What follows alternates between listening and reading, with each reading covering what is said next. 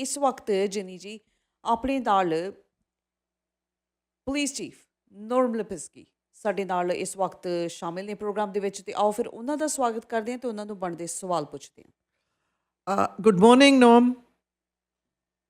Morning, Jenny. Good to be on your show. Thank you very much. I know you're very, very busy, and I really appreciate the fact that you found time to talk to us. So, Norm, we have breaking news this morning that the Bishnoi gang has been declared a terrorist organization. What impact will that have on your investigations into the extortions? Yes, thank you. I think it's a very good move by the federal government. Of course, the Bishnoi gang and enforcement of whatever they might be doing here in Canada is under the RCMP. However, I believe this is a step in the right direction. I think that when you declare an organization a terrorist group, there's a lot of legislation that follows that gives more tools to policing and other law enforcement units to use in order to hold these people accountable. So definitely a step, I believe, in the right direction. Norm, as you know, the number of extortions in Surrey cases or files is nearing 50. In a very, very short time. And it is shaking up the community. So what I need you to go through is and at first there was a talk that people are not reporting. I'm only talking about reported. Now we know people are reporting. You've got open files. What happens when somebody calls the police to say, I have received this call for money? Yes, you're right, Jenny. We've had a really big spike in June of this year about extortions. We have 48 to date reported. We've had a few in 2024, but in June it really spiked up. And one of the things that we found is more and more people are reporting, which is a good thing. Because I always say to the community, report it to us, even though you may want to dismiss it for personal reasons, business reasons. It's important that we have that information because you just don't know which piece of evidence could really lead to further the investigation, which leads to the arrest prosecution of these people. And I tell people to, number one, report it. Number two, don't pay. And number three, make sure you preserve the evidence. That is the email, the WhatsApp, whatever it is, the phone call. And that is so important. So when somebody calls in, we will take that information.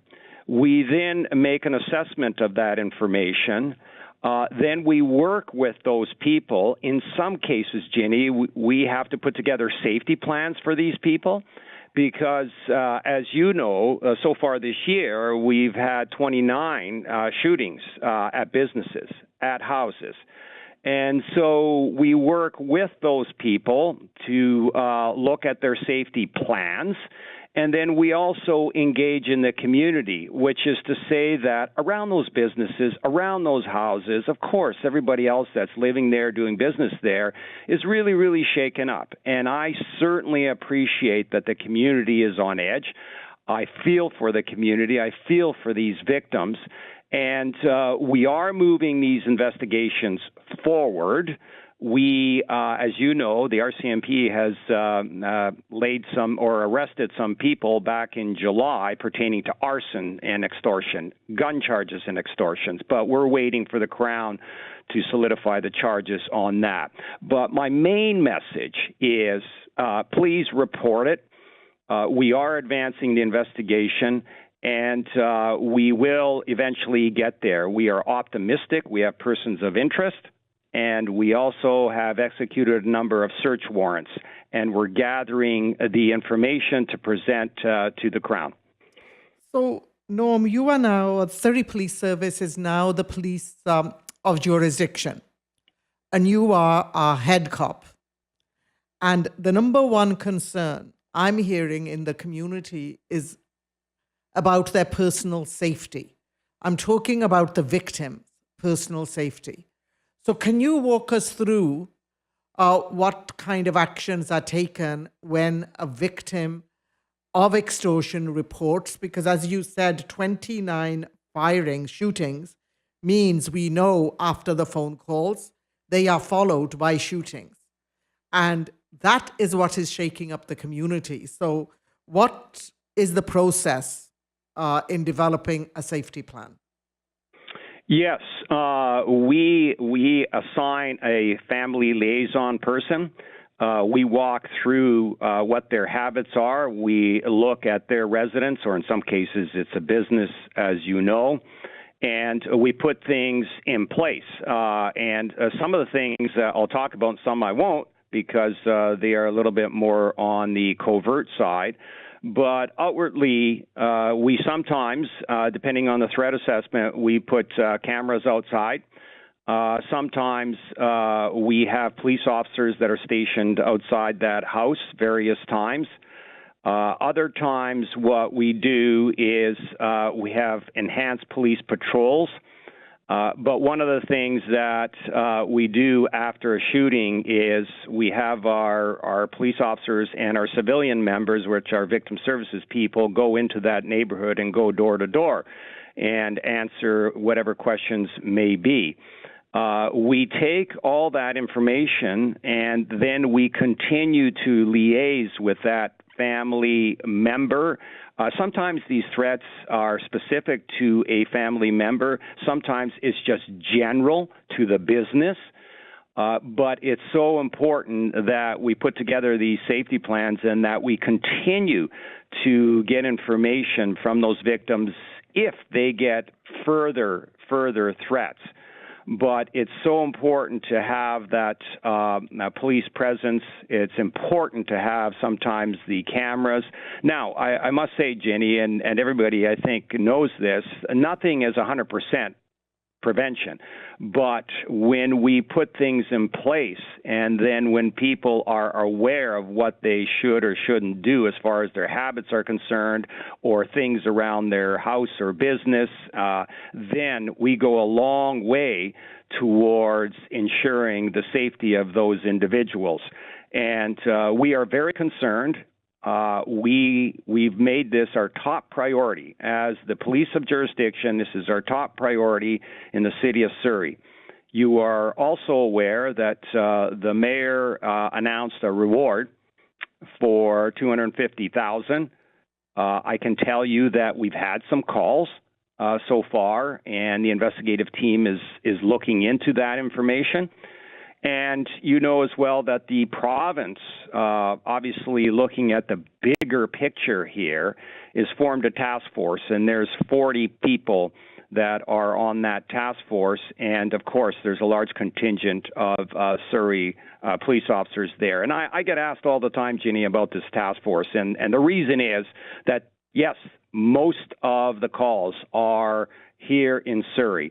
But we know Abbotsford, Langley, White Rock, and Richmond all had incidents that are very, very concerning. So we're working with all the levels of government, but most important, getting back to the people here in Surrey.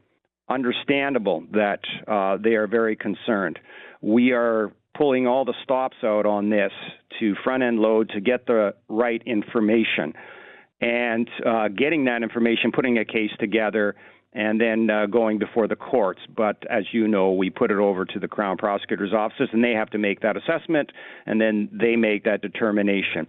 But for the individual families, the individual business owners, we work closely with them, and we continue to liaise with them with what we call a family liaison police officer, and looking at their safety plans as they carry out their day, their business.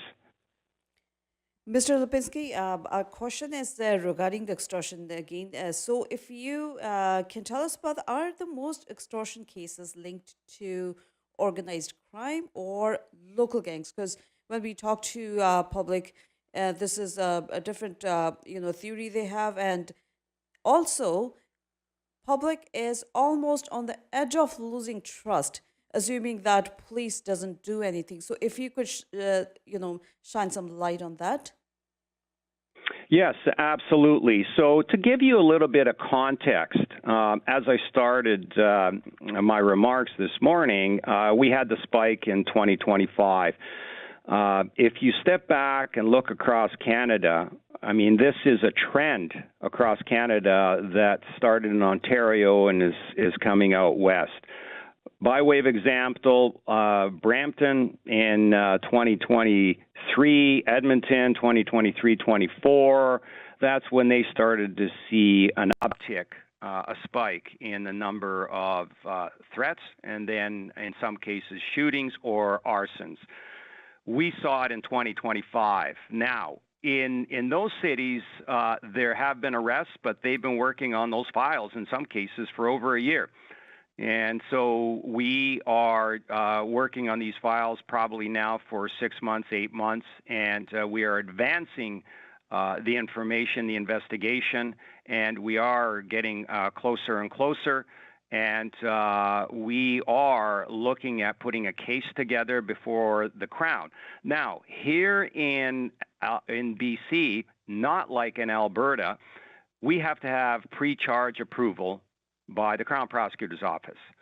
And that's the system here. So we may make the arrest and we get the information, we put a package together, it goes to the Crown. That's what happened in July with the RCMP. They made a couple of arrests relating to extortions and arson, and then they put the file to the Crown and awaiting decision from the Crown. And so the Canadian Criminal Code has a high standard, and one has to have the ability to prosecute and a high level expectation of conviction.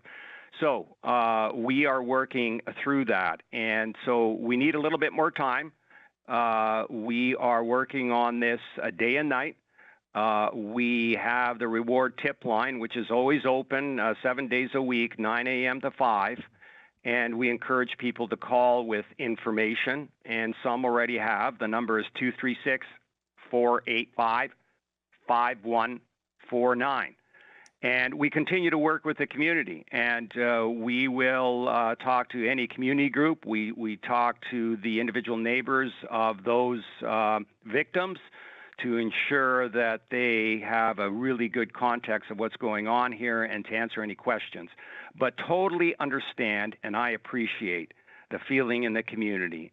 But know this, that this is our top priority. We are leaning forward on this. 3 levels of government are involved in this. Today, the federal government came out with the Bishnoi designation. We put a task force together through the provincial government and the mayor and council putting forward a $250,000 reward. Norm, you are the top cop, and you are the person that the people of Surrey are looking to. People of Surrey have not had good experience with task forces in the past. The South Asian community hasn't. And so what they're looking more for is action and results. And I'm really hoping that with you're saying this is your top priority, that people will begin to see arrests and charges, which I know are not in your hands, that's in somebody else's. But really, for the public, what I'm beginning to hear from many is, police can't do anything, so do we have to take things in our own hands? I need to hear from you a reassurance to the public that the police is pulling out all the stops to keep them safe. In your final words, go for it. Yes, we are pulling out all the stops. We do not advocate that the public takes things into their own hands. We are here to galvanize the community around these serious crimes. This is Canada. You have a right to be safe in your own home. We are working extremely hard day and night to ensure that that occurs. We have this series that it's going on now. It is organized crime based, And we are working together with all the levels of government to really lean forward into this. And information is, of course, very critical for us. And we encourage everybody to come forward, whoever has information, and trying to put it together into a case that we can then hold people accountable. But this is the top priority for the Surrey Police Service, and as the chief, we are putting a lot of resources, anything that's required, we are putting into this. Thank you, Chief Lipinski. Thank you very much, Jenny. Have a great day. Thank you.